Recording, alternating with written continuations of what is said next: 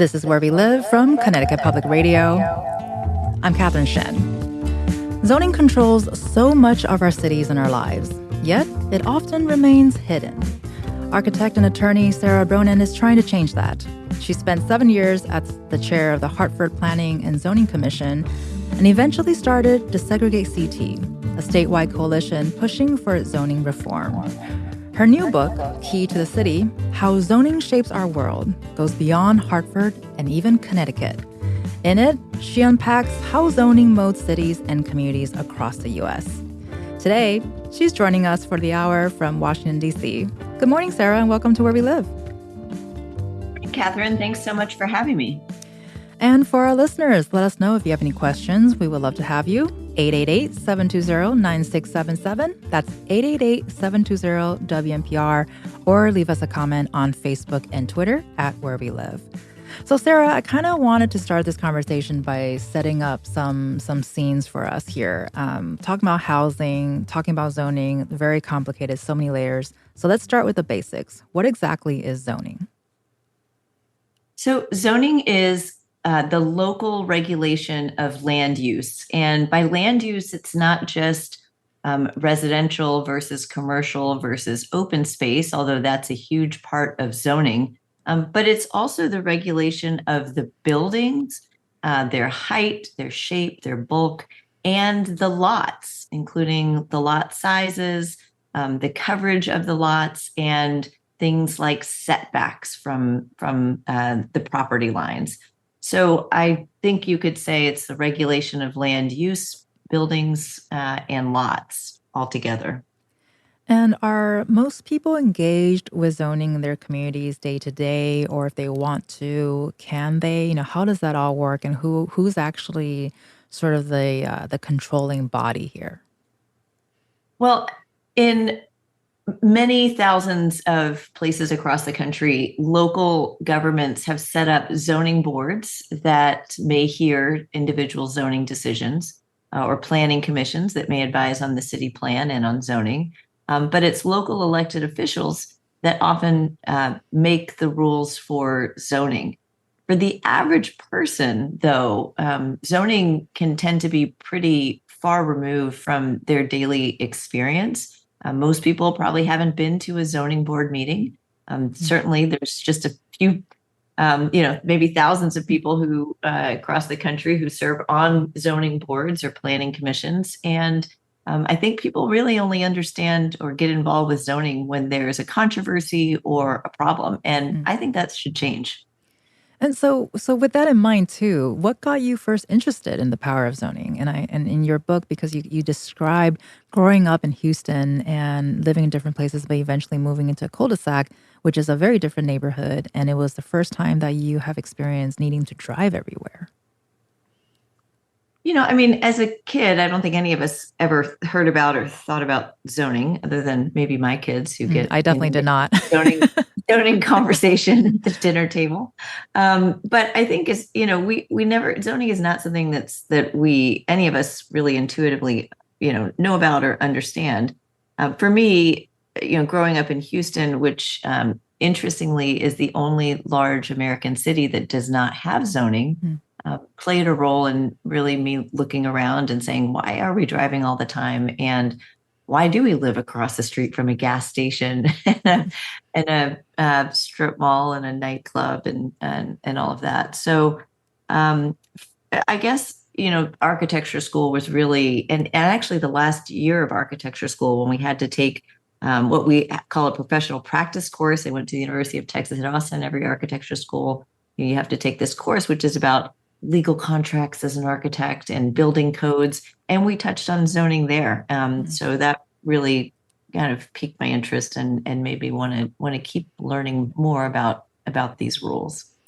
And we often also talk about the fact that most neighborhoods or places that we live in or areas that people grew up in, it's usually places that you have to get in the car to get from point A to point B. So it's not very walkable. And so can you talk about how do we end up with towns that look like this? I think So zoning first started really about a century ago when the idea became popular after New York City adopted its zoning code in 1916.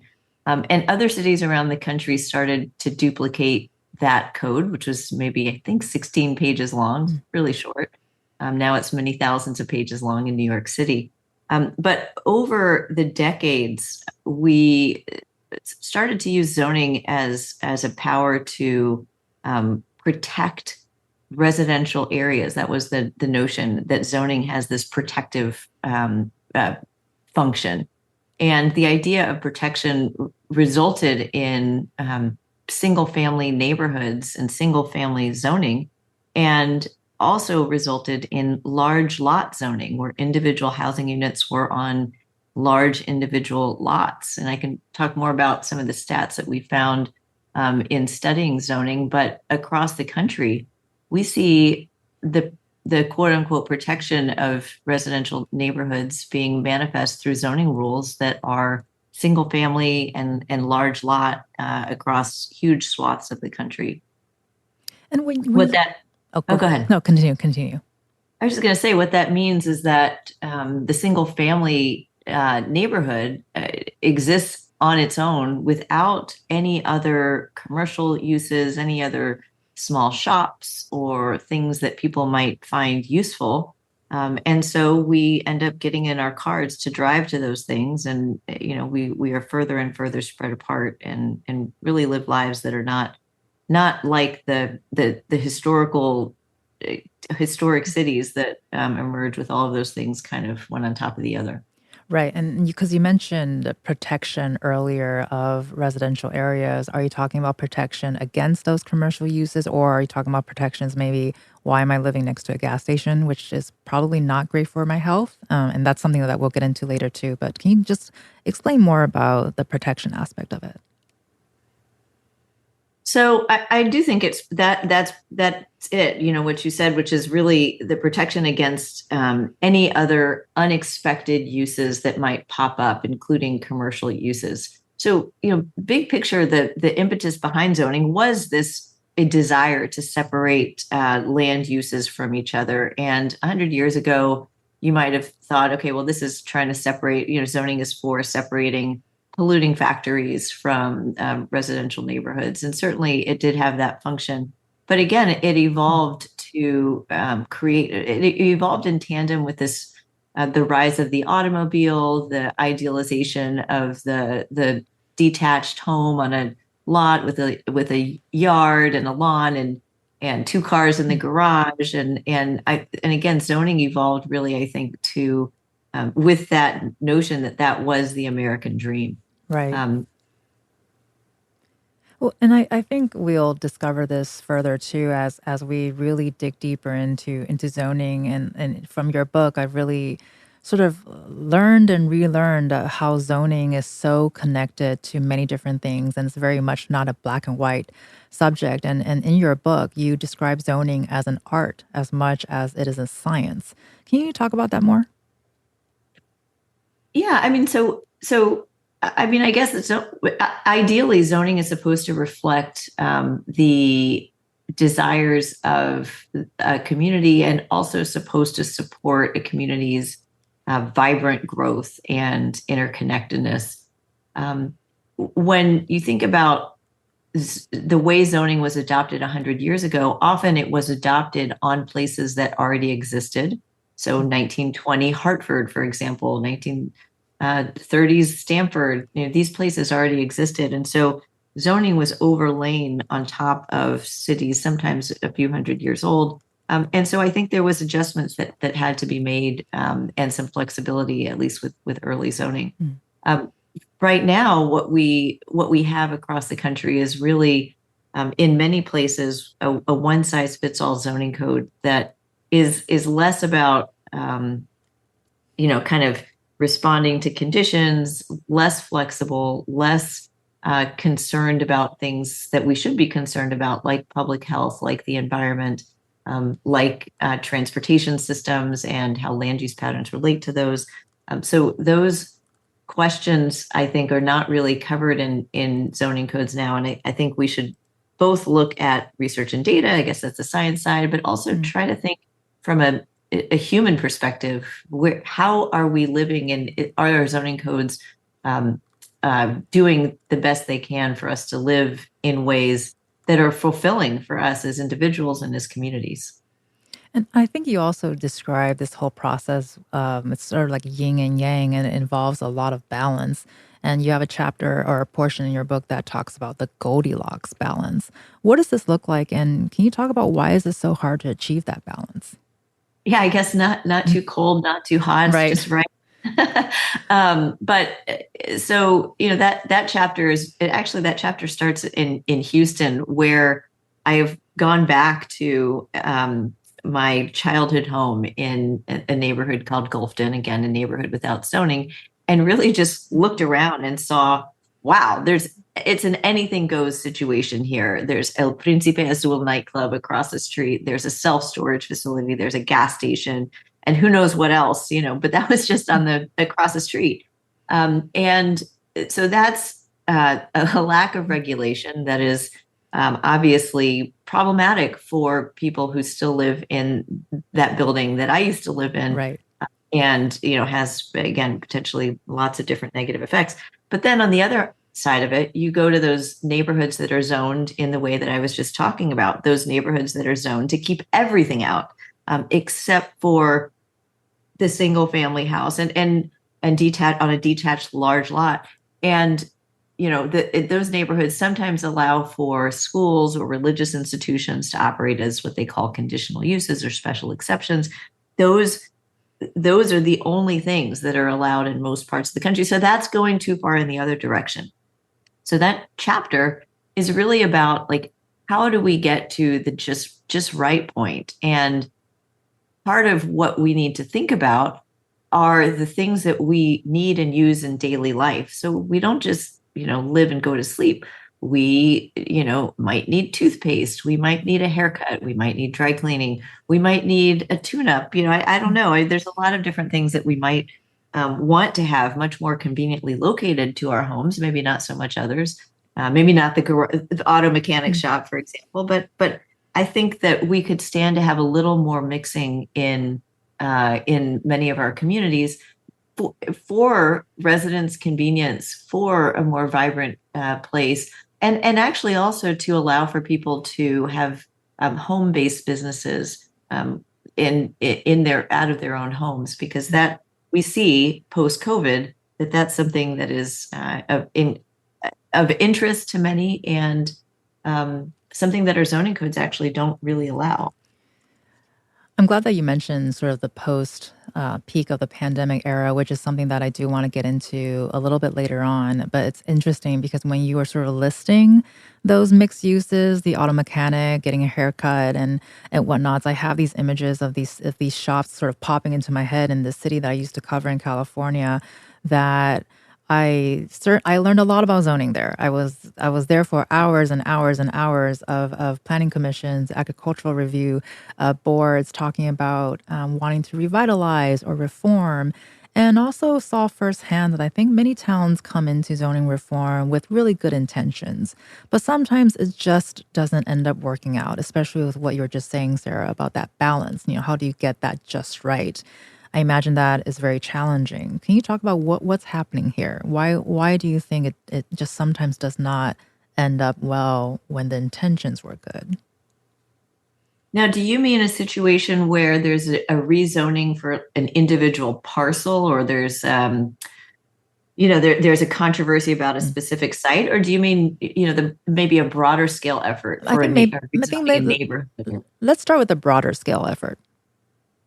So interestingly, very few communities have undergone a comprehensive rezoning. Mm. Hartford was one of them. There's been a few others, Chicago recently, the last couple decades as well. But cities by and large don't generally take their zoning codes and toss them out and redo them. And I think there's a lot of fear around the settled expectations of property owners, about upsetting those settled expectations. And there's a lot of concern that, well, how do we know what's going about what's going to happen? How do we know what's going to happen if we totally change a zoning district.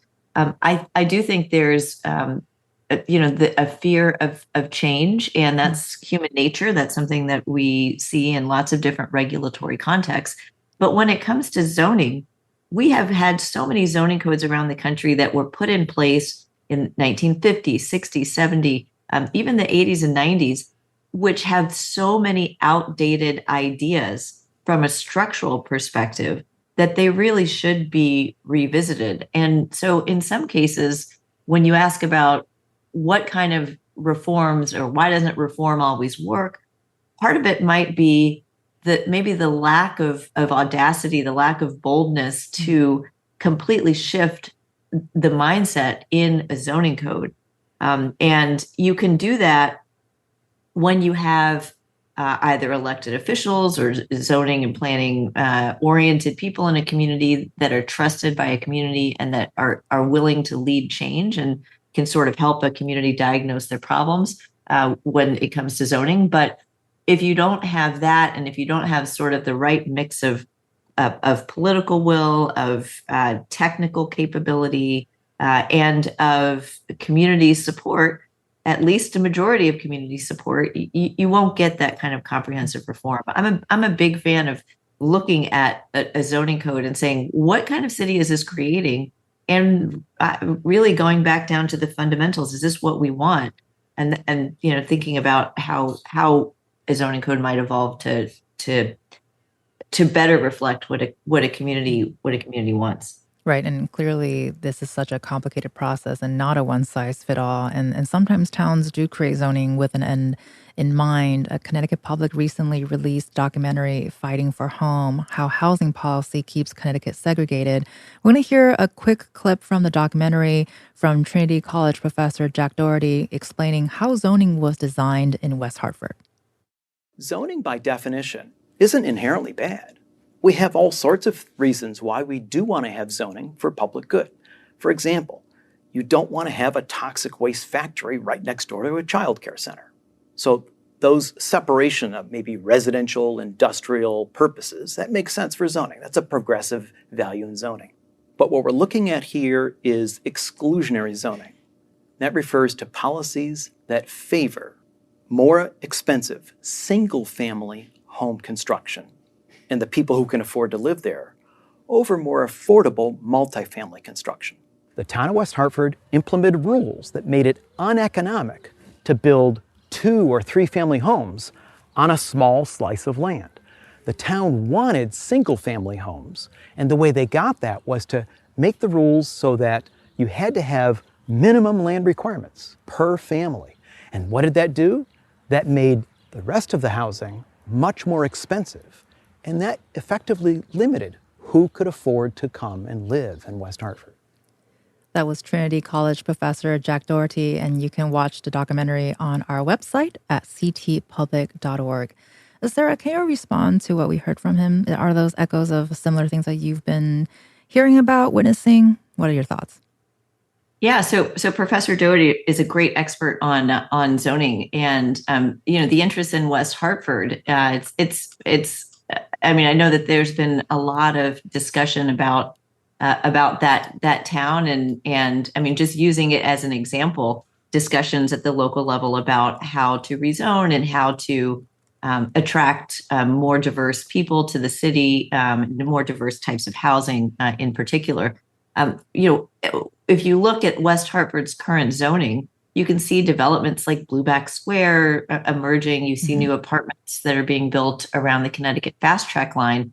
But the way that the zoning code is written, if you look at, I have a project called the National Zoning Atlas, and you can look at any town in Connecticut because it was the first state to be done, and click on how much land allows for single family homes. And while he was talking, I just did that. And 92% of West Hartford allows for single family housing, and under 1% allows for apartment buildings as of right, which means without a public hearing and other sort of process rules. It's, at least according to our map, it's about 11 acres of 9,763 zoned acres. Wow. So those stats suggest that although you're seeing a lot that's being built in West Hartford, probably a lot of it is subject to to a lot of reviews, public hearings, the kinds of things that we've seen in communities across the country that tend to slow down the production of multifamily housing, really make sure it's maybe compatible with surrounding buildings and neighborhoods. And to West Hartford's credit, again, a lot of those housing units have been permitted through the process that they have. That's not necessarily true in other Connecticut suburbs. I think many Connecticut suburbs have similar stats to West Hartford, up in the 90s when it comes to the percentage of land zoned for single family housing, and down in the 0, 1, 2% when it comes to multifamily housing as of right. And I don't think that you're seeing the same kind of permissions that are going through the process, even through those public hearing type applications. So I think zoning continues to have just through the words on the page, the text of the zoning codes themselves continue to have these effects. But again, to West Hartford's credit, they have been permitting multifamily housing and hopefully turning the page on some of those old practices. Right. And I think earlier we touched a little bit about segregation. I think oftentimes when we're talking about housing and zoning, that's often brought up. And can you talk about how much is segregation tied to zoning? Are they inseparable? Well, we've done a study actually on what we've seen in Connecticut, specifically the Connecticut portion of the National Zoning Atlas, in collaboration with Urban Institute, which is a DC-based think tank, and found that single-family zoning places which had single-family zoning tended to have residents in those districts that were more white, more wealthy, more educated, and more likely to be homeowners than areas where you might see multifamily zoning. And so, unpack that for a little bit. Those kinds of correlations, the racial and demographic implications of those, are consistent with what many people have said about zoning, which is that it has these the effects of race and income-based segregation. Now, our study couldn't prove causation because we've only collected zoning at a point in time, but we may be able at some point to look back at Connecticut's historical zoning and collect all of that data and run the same study to see if we can find causation. We haven't done that yet, but I think the story in Connecticut about the correlations with racial and demographic outcomes tied to zoning practices are going to very likely hold true across the country.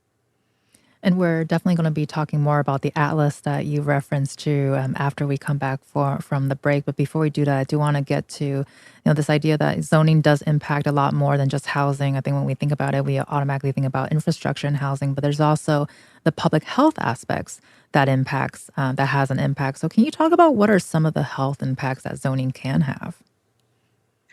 Well, in my book, I start with a story of a neighborhood leader, Denise Best in Hartford, who was gracious enough to give me a tour, as I asked many neighborhood leaders to do, their neighborhoods when I first started chairing the city planning and zoning commission in Hartford. Her neighborhood happened to be centered around Albany Avenue, which, as many of your listeners know, is a high-speed 4-lane it's a state highway, and it was designed and expanded to help bring commuters from the western suburbs into downtown where they worked, particularly after many residents moved out of Hartford during the 50s and 60s into those outer-lying suburbs.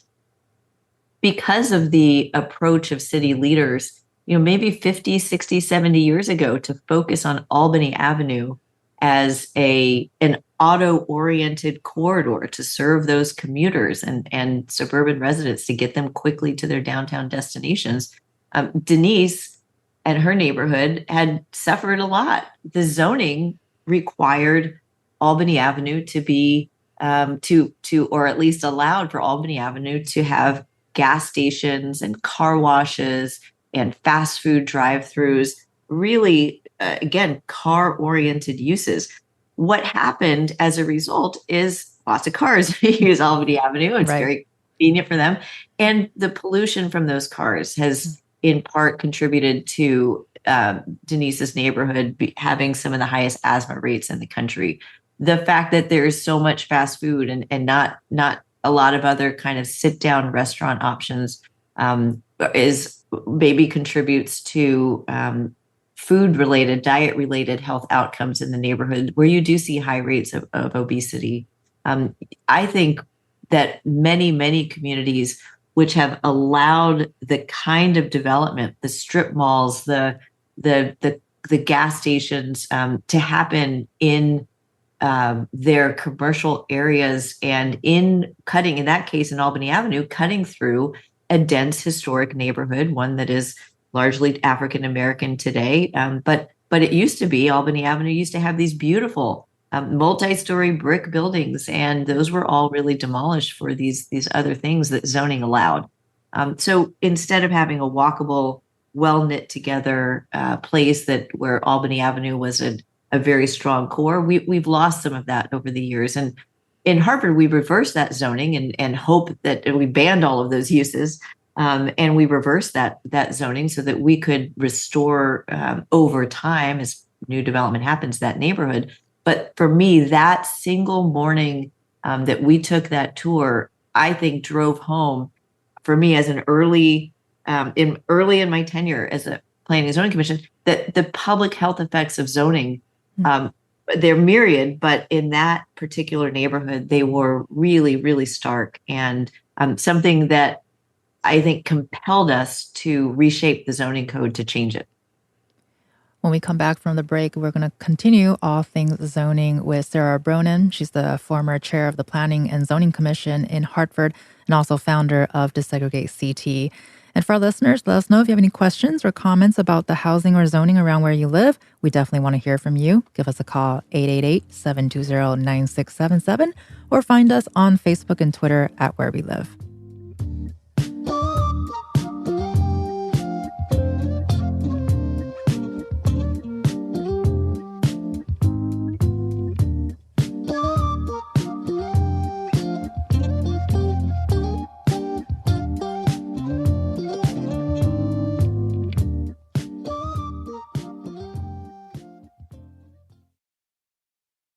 This is Where We Live from Connecticut Public Radio. I'm Catherine Shen. Our guest for the hour is Sara Bronin. You might know her from her work with Desegregate CT, which is a statewide coalition pushing for zoning reform across Connecticut. But that's not all she's done. She's also helped overhaul Hartford's zoning code and later started the city's sustainability office. To Sara, better zoning starts with getting better data about zoning. In the U.S., there are thousands of different zoning codes, and Sara's working to log them all through the National Zoning Atlas. So, Sara, earlier you mentioned the National Zoning Atlas a couple of times. Can you tell us a bit about how does it work? What is it? Because it seems like a lot of information. I actually used it yesterday to look up certain towns in Connecticut and learned a lot.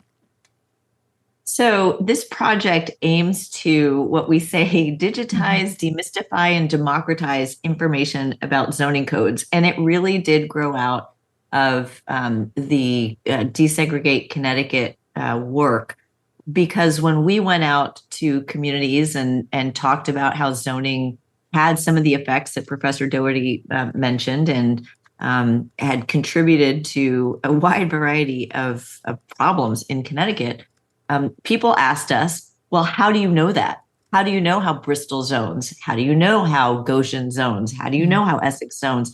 And the truth is, we didn't have a good answer because we hadn't read all of the codes that Connecticut offers, not just 169 zoning codes, by the way. A couple towns, Bethlehem and Eastford, don't have zoning, but actually 183, because Connecticut gives powers to zone to private associations, a couple of beach associations, as well as boroughs within certain towns. What we did, because people asked, was we actually went out, gathered all the zoning codes, read them, about 33,000 pages of zoning codes, and extracted information about each zoning district. So every town that has zoning has a number of zoning districts. So Andover, for example, has 5 zoning districts. Bridgeport, Hartford, New Haven have more like 40 or 50. So we took information about each of these, we put them on the map, and we allowed people to explore their own towns, including what I just did with West Hartford, the ability to see within your town where single family housing could be constructed, where apartments can be constructed, where accessory dwelling units can be constructed.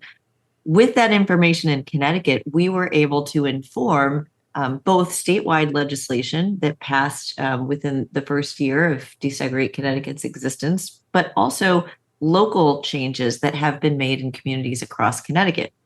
What happened after that was that other people caught wind of this tool, which we built in collaboration with Connecticut Data Collaborative, and they wanted to replicate it. So I wrote up the methodology that we used in Connecticut. Our GIS expert, Ilya Ilyanku, wrote up the GIS portion so people could make their own maps, and Montana and New Hampshire quickly followed.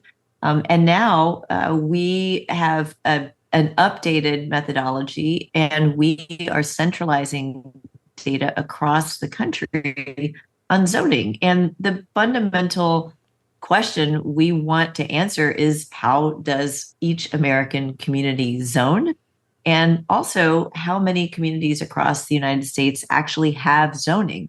Since there's never been a data collection effort like this, we really don't know which communities have zoning and which ones don't. And our analysts, and I have about 20 people working on the full-time National Zoning Atlas team, are painstakingly going from state to state. We've done work in about, I think, 30 states, and have about 5,000 of the maybe 30,000 communities with zoning mapped online. And we just put up a few of the big cities. We've done Phoenix and all the major Houston, San Antonio, Dallas metros. Of course, Houston doesn't have zoning. Nashville, Washington, D.C., and we've done several full states, including with partners, Rhode Island, New Hampshire, Hawaii, and we're working to finish Colorado and others very soon. So my brain is currently exploding with all this data that's available out there for me to scroll through. No, don't explode. In a good way, in a good way. I imagine there are a lot of people out there, including myself, who likes to look at maps and just kind of figure out where you're at, how the city looks like, how does it work. For me, it's always a firm reminder of where things are or things that I thought were at this place and I was completely wrong. And I can imagine that without this data, it'd be really hard to change zoning. And I think a lot of us might see problems in the ways maybe our neighbors, our neighborhoods are set up, but it's hard to articulate without having an understanding on how something is planned, which is what we've been talking about really throughout this hour. How has this atlas changed the way zoning is perceived, would you say? Like, are you seeing that change already? I know work is still ongoing, but what are you hearing? I think a lot of people, when their community gets posted to the map and they learn about it and see their community, they're often surprised. In some cases, they're pleasantly surprised that their community has a lot of different uses allowed, a lot of different types of housing allowed. But in many cases, they're shocked at how little new housing, in particular, their community allows. I think cumulatively, the National Zoning Atlas will help expose how these local rules in the aggregate work to thwart the creation of housing in a way that has national effects. And so we're seeing right now in the presidential campaign, housing production is an important issue that's rising to the top, and both of the leading candidates are talking about housing. And zoning, again, a lot of people don't think about zoning. It's this hidden power that shapes a lot of what we do, but they're not necessarily looking at zoning. And the Zoning Atlas, by the way, I should say it's online at zoningatlas.org for anybody who wants to follow along while listening. But the Zoning Atlas is really helping people to understand how it works. And the stats are pretty amazing. Some of the things that we found. So we finished, for example, when we finished Connecticut, we learned that 91% of Connecticut allows for single family housing through zoning, 2% allows for multifamily housing. We've seen that hold true in other states. One of the places that really surprised me, though, was the Denver area. And we're working right now primarily like on metro areas. So Denver and its, I don't know, maybe 50 towns, cities, counties within the Denver metro. We've logged all of those. And we found that 98% of land in that metro area requires a 2-acre minimum lot size for housing.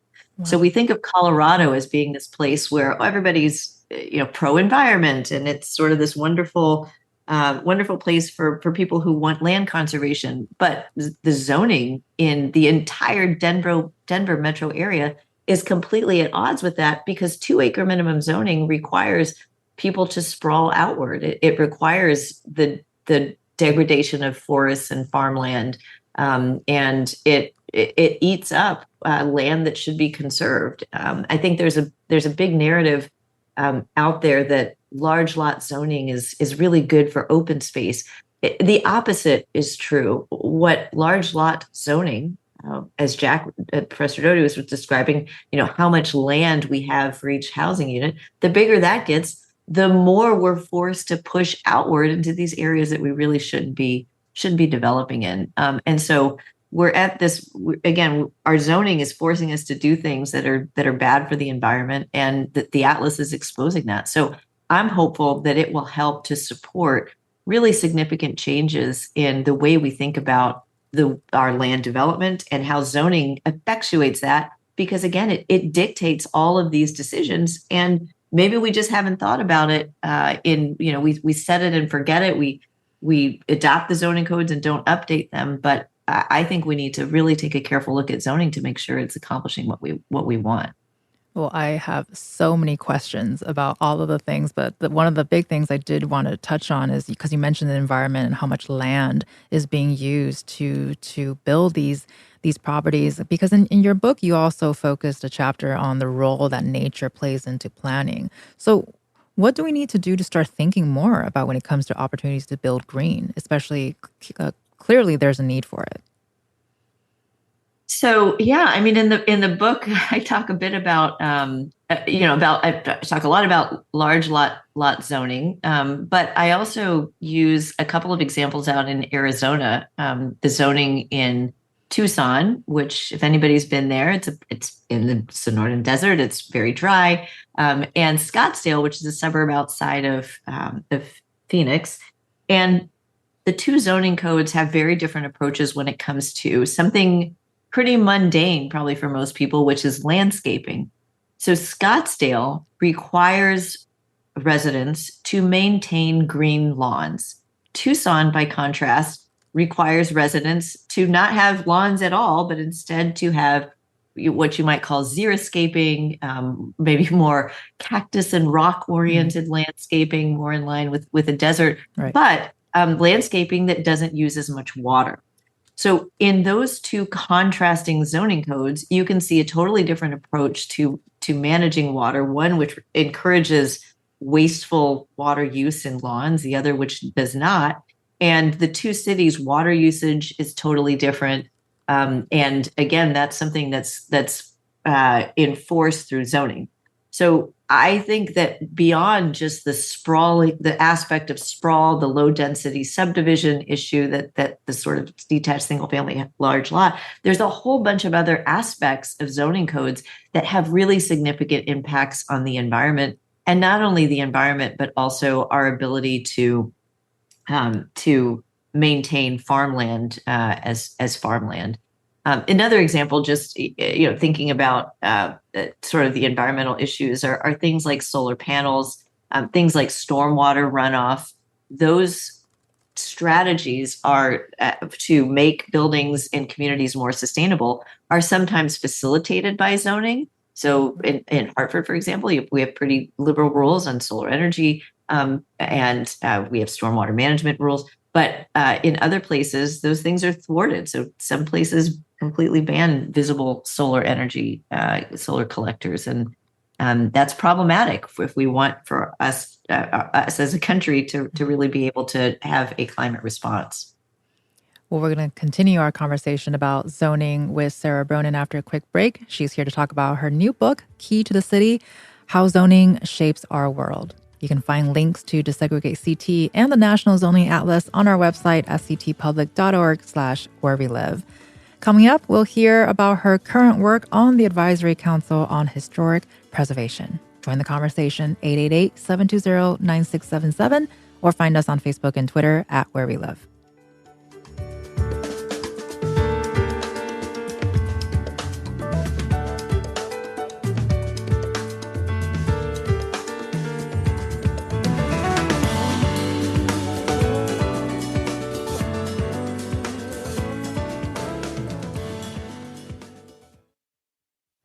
This is Where We Live from Connecticut Public Radio. I'm Catherine Shen.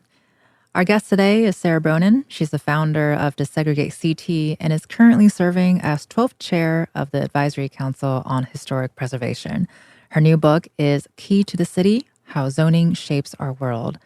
So Sara, we'd love to get an idea of what it's like being a part of the Council on Historic Preservation. How do you connect this back to your work in housing?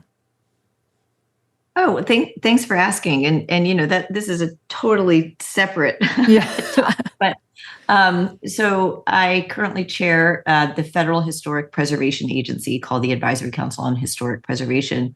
And over the last couple of years that I've been in this role, I've really tried to think about how, as a federal policy advisor on historic issues, our council can update both federal policy and also, I think, preservationist thinking as a whole as to how we might treat a number of issues. And for me, as you probably guess, some of my key concerns as a human being are access to housing and people's ability to access housing, and our climate response, and are we doing enough to deal with climate change? Those two issues are really interrelated. And actually, I think our historic communities have a role to play in addressing both of them. For a long time, preservationists have been some of the leading creators of affordable and accessible housing, because rehabbing a building for housing is often less expensive than building a new building. And because preservationists tend to be pretty creative, especially preservation developers. You look at some of the developers in Hartford, for example, the people who renovated the Bank of America building downtown, the Colt Factory, the other buildings around Capewell. I mean, there's so many around the city, especially from industrial use to housing. And all of those were historic buildings that were repurposed. The Advisory Council over the last last year really has identified these as issues and has updated, and we've voted as a full council, a housing policy statement that was maybe not as bold as this one, and a policy statement on climate change and historic preservation. And in both of those statements, we recognize that preservationists have had a leading role. The carbon side, building reuse is a carbon-friendly activity. Again, housing rehab is something that preservationists have long done, and sort of pledged to be more active in conversations about zoning. And so I've used in my role the policy statement to advise a number of cities, which is consistent with our congressional mandate as a council, on even things like zoning. So I was down in Charleston, which is a largely historic city, and I also testified in New York City about the City of Yes proposal, which has a number of provisions that will both protect and preserve historic neighborhoods and historic buildings by allowing them to be reused for housing. And that's really, I think, the goal, and preservationists do need to be active in those conversations. Well, I think it's so fascinating how historic preservation and housing, current housing, really is so interconnected, especially in a state like Connecticut, where we have so many historical districts and houses. And so for people who want to get involved with zoning and housing committees around where they live, what advice would you give them on how to get involved? Because I think when people hear the words like committees, agencies, they might get a little intimidated. What are your thoughts? It's really hard for, I think, people to understand how to access, how to engage with local zoning. And that's a problem. Oftentimes, these meetings happen at inconvenient times of the day, and they may not be publicly noticed, and something that might be really important on the agenda might not get enough attention. And so I think, one way for people to get involved is really to show up at a meeting or two, kind of get a sense of what it's like, if that's possible, but also to just check out their zoning code, kind of see how their community zones, and use some of the tools that are available from a number of different groups, including Desegregate Connecticut.